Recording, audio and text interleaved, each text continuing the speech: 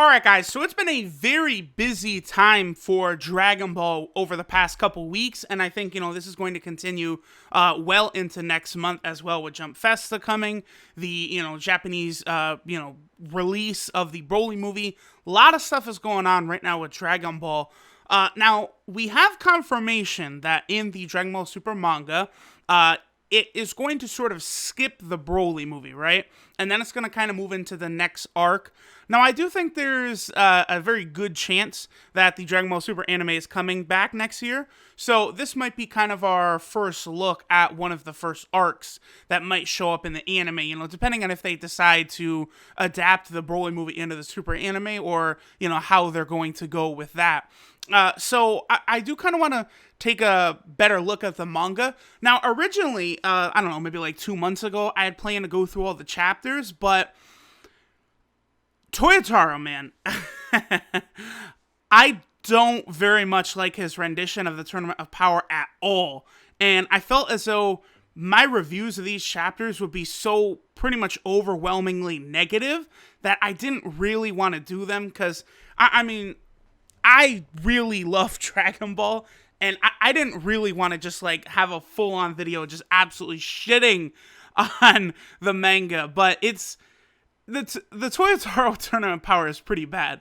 But since the manga is like pretty clearly going to, kind of move past, where the point where the anime left off, it's already started in the most recent chapter that came with this month's V-Jump. I do want to kind of look back at, the end of the Tournament of Power chapters and then, start to look forward to the new arc that's coming. So today, I just want to briefly go over my thoughts on chapters 39 and 40 of the manga. So chapter 38 is where Kefla first appears, and 39 kind of has the conclusion of the Kefla fight, and then 40 really begins to move on to the Ultra Instinct Goku stuff, the Evolution Blue Vegeta stuff, that type of stuff. So let's kind of just, go through these two chapters and touch on the things that, for the most part, I don't like. There's a few things I do like in here, but for the most part, I'm just not a fan of how Toyotaro chose to direct the Tournament of Power here. Now, I also do want to mention, I'm not really going to be showing any of the, real panels and stuff of the manga. Another reason I never got around to making videos on it was there also was that little bit of, shenanigans where, I believe it was it Shueisha that was handing out copyright strikes and stuff for, Dragon Ball Super manga reviews and stuff. So I'll just use shots from the anime. I feel like that will be sufficient when talking about the manga, at least for these last couple chapters here. So the Gohan vs. Kefla stuff, right? I don't like Gohan fighting Kefla straight up in his base form and sort of whooping on her. Now, I know it is sort of a draw, like Kefla and Gohan do both knock each other out, but it's weird to me that Kefla is on the same level as Gohan, right? Now, hear me out. I know a lot of people did not like Caulifla and Kale's power, right? In the Tournament of Power, like when the anime was going on. I get that. I totally cool with that. I didn't really have so much of a problem with it because once Goku was like super serious, God mode was enough to take them down. Even though Kale kind of tossed around Blue Goku earlier in the Tournament of Power, clearly Goku was not like, that wasn't like super duper try hard mode Goku, right? Once Goku went God mode, he kind of wiped up Caulifla and Kale with little effort, which to me felt acceptable, right? Then they fuse with the Potara fusion, which, fusion is ridiculous OP. So I was, to me, Kefla beating Blue Goku, that's fine. Because, again, it's a Potara fusion that they're fighting. Not just some random, Saiyan girl, but a fusion. So I was cool with that. Goku goes Ultra Instinct and makes pretty easy work of Kefla, I would say. That, I like the way it played out. Here in the manga, having Kefla go up against base form Gohan is just, it's odd. Now, Gohan doesn't even really go sort of ultimate form here, but I guess I presume this is sort of supposed to be ultimate Gohan, right? Because he does say he's more utilizing his human power than his Saiyan power, but, the, Elder Kai ritual or anything like that, that sort of power, is not really touched upon. So I would have preferred if they kind of, like, Toyotaro kind of kept it like the anime, where it's like Ultimate Gohan is like a transformation, but it is also separate from Super Saiyan. I do like that. I kind of like how the anime kind of branched it off, where Gohan is going with his Ultimate Gohan transformation, Goku's moving forward with Ultra Instinct, and then Vegeta kind of going down the path of Evolution Blue, right? All different stuff. To me, that's more interesting. I did like that. And then the manga sort of seems to roll it back a little bit here, at least for Gohan. So Gohan and Kefla knock each other out. Another thing I didn't like is a lot of it happened off panel.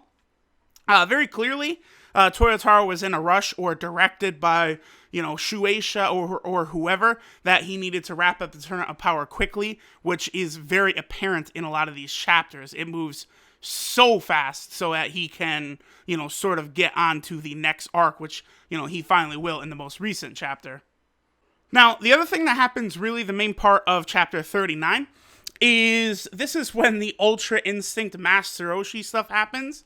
Now, upon reading the full chapter, I honestly don't really think the Master Roshi and Jiren stuff is that bad. I know it is ridiculous. There's no doubt about it. Like, Roshi was not strong enough to participate in the fight, against Raditz. And now he's fighting Jiren, who is a billion times stronger than Raditz, right? Like, an insane, ridiculous number. Like, I was okay with Roshi beating Castrol in the manga. That's cool. He's a veteran seasoned fighter.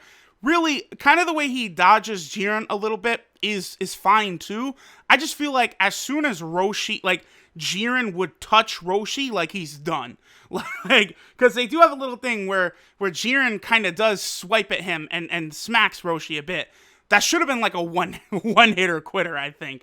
But really, once you see it play out in the manga, it's not as bad as it could be, right?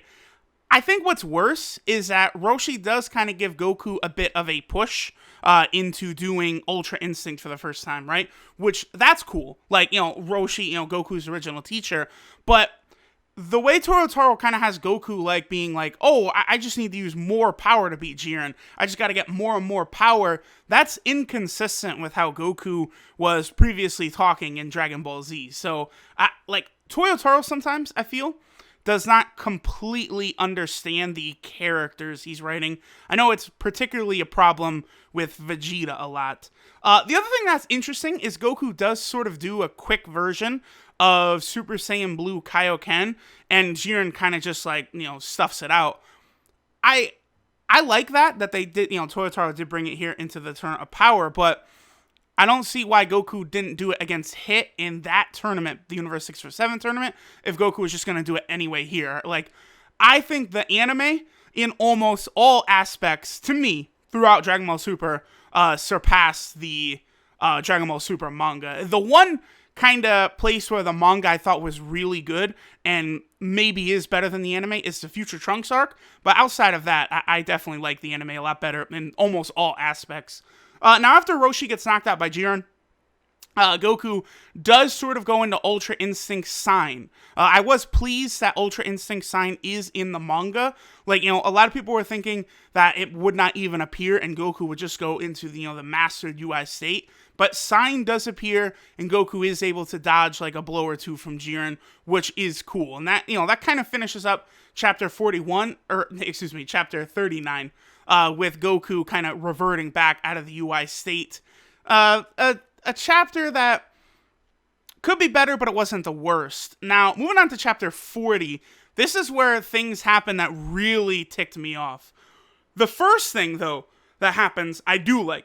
Vegeta does go Evolution Blue after seeing Goku attain the Ultra Instinct state. That's cool. But I liked it a lot better in the anime when it was because he was thinking of, keeping his promise to Kabe, not letting his universe get destroyed. Whereas Toyotaro turns it into the same old tired, Goku versus Vegeta sort of trope here, where Vegeta's like, oh, Goku surpassed me. Well, I'm not going to let him surpass me. It was a lot better when Vegeta kind of tapped into this, Evolution Blue power, when it was something that he was kind of, the progression of his character, right? Actually caring about Bulma, caring about Kabe, caring about Universe 7, those types of things. You know, what we saw from him in the future Trunks arc too, where he said, you know, Goku Black, I want to beat you, not just for myself though, I want to beat you for Trunks and the future. Like, it's a natural progression here. Whereas here in the manga, it's cool that Vegeta does do Evolution Blue, because I didn't think he would, but I don't like the method that he gets to it,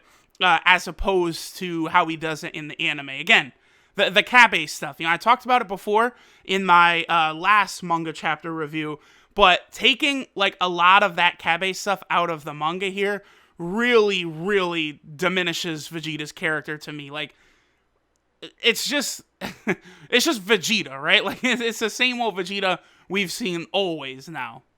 So Evolution Blue Vegeta fights Jiren. He does very, very well at first. One thing is that when the characters are actually fighting in the manga, Toyotaro does make it look very good. I'm certainly going to say that Toyotaro's art is very good. At least to me, I like the way it is. I know a lot of people say that a lot of times his panels are very cluttered, which I can see, but it is very detailed at the same time, which I really, really like in manga.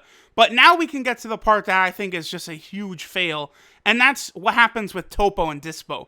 In the anime, Toppo and Dispo were very, very formidable. You know, Gohan kind of had to sacrifice himself to take out Dispo.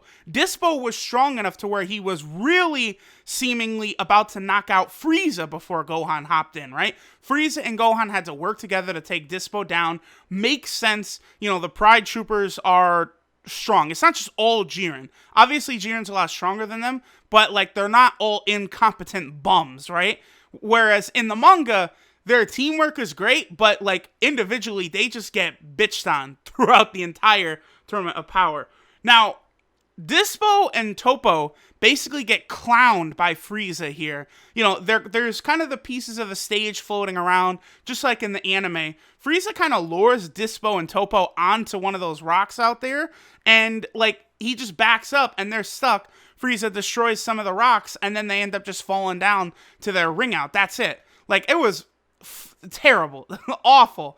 And Toppo, maybe it's just me, but, you know, I liked Toppo at first. His whole justice thing in the anime, I was digging that. And then, like, he kind of, like, Frieza, you know, beats him down, is, like, really doing the Frieza thing, like, where he's, like, toying with Toppo's head, and Toppo's just like, all right, I'm gonna throw away justice.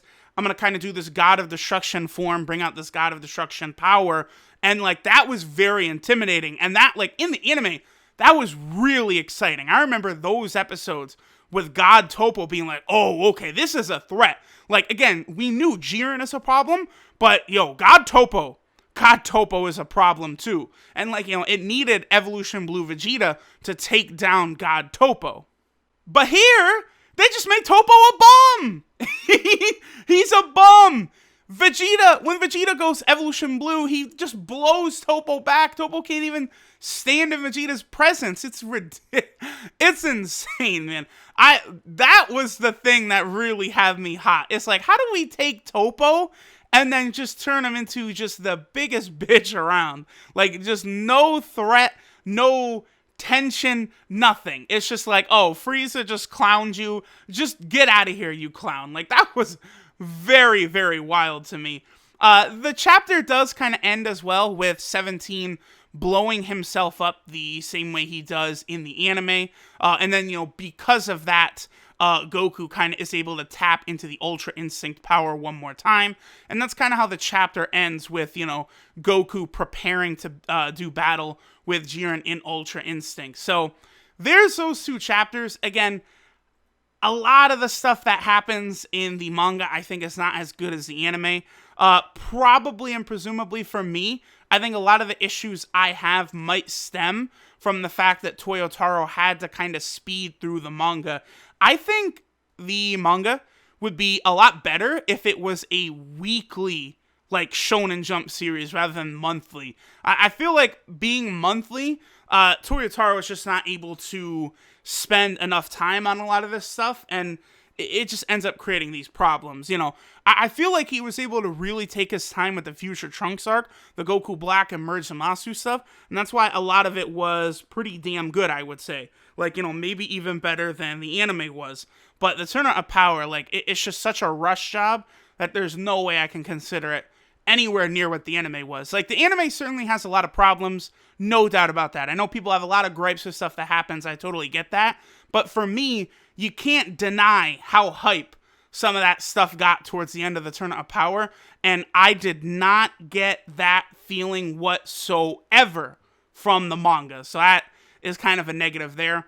I'll probably do another video either tomorrow or the day after, covering another couple chapters. Again, I want to kind of completely catch up on talking about the manga, because I want to be ready to kind of see the new arc as it's coming, right? I'm very curious to see where they go after the Tournament of Power, and specifically, you know, after the Broly movie, with all the wildness that does happen in the Broly movie, which we'll talk about at a later time. So, alright guys, let me know what y'all are thinking about the manga. Do you prefer the anime, the manga, what's going on? Let me know. Thanks for watching, and I'll catch y'all next time.